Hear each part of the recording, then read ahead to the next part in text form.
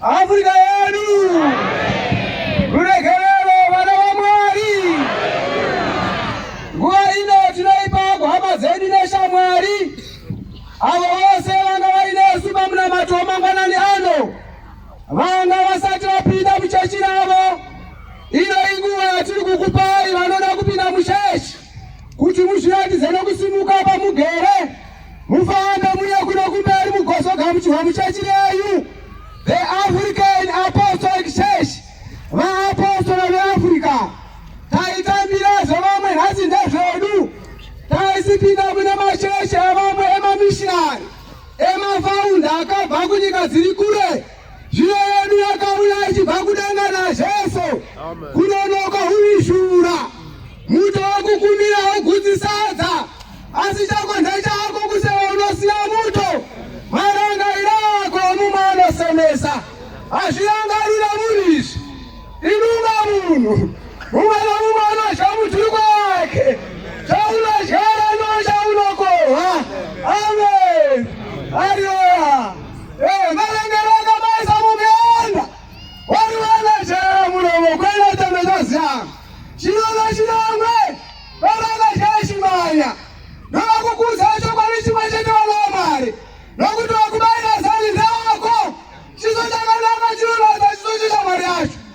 The African Apostolic Church ndochecho kwamasha, hakuna checho kwamasha inonzi POT committee iri ku The African Apostolic Church inofambisa basa raMwari Afrikano. Saka shoshaka utanzori kapona. Manyai noupenyu hwenyu, uyai mupinda muchechi renyu vana vaMwari. Apa kuno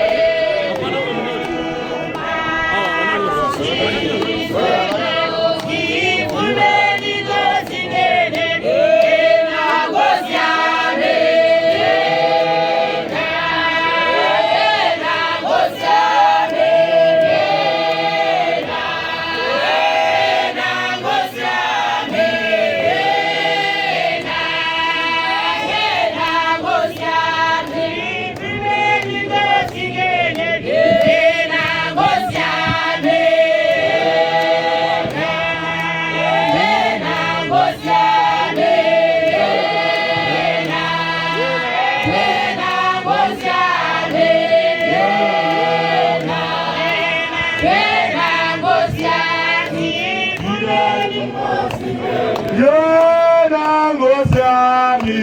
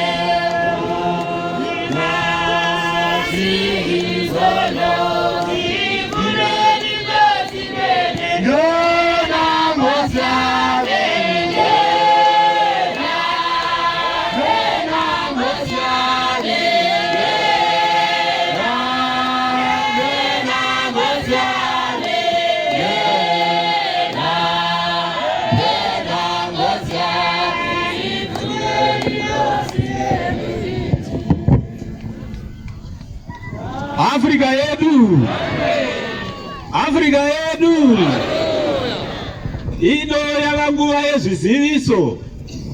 Chiziviso chedu chekutanga ndechevanhu vagamuchirwa muchechi yavo pamunamato wamangwanani ano. Tine mufaro mukuru kwazvo kukuzivisai kuti nhasi musangano ravapostora veAfrica pamusangano uno weEaster ya2023 mumasvingo province pano pamaungwa Tebhenekari pamunamato wamangwanani ano tawedzerwa nevanhu 10. Kudzai Jehovha. Kana tikavabatanidza pamwe chete nevakagamuchirwa kubva musangano uno uchitanga vava 10 17. Kudzai Jehovha. Kudzai Jehovha.